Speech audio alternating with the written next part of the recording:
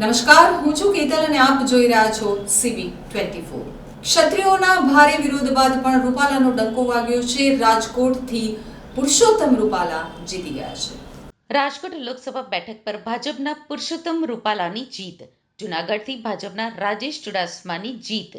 રાજકારણમાં પ્રવેશતા પહેલા તેમણે 1977થી 1983 દરમિયાન હામાપુર ખાતે માધ્યમિક શાળામાં શાળાના આચાર્ય તરીકે સેવા આપી હતી. તેઓ નવેમ્બર 1983થી માર્ચ 1987 સુધી અમરેલી નગરપાલિકાના ચીફ ઓફિસર રહ્યા હતા. ગુજરાત ભાજપ પ્રદેશ મંત્રી તરીકે 1992માં જવાબદારી નિભાવી હતી. ગુજરાત પ્રદેશ મહામંત્રી અને પ્રવક્તા તરીકે 2005થી 2006 સુધી જવાબદારી નિભાવી હતી.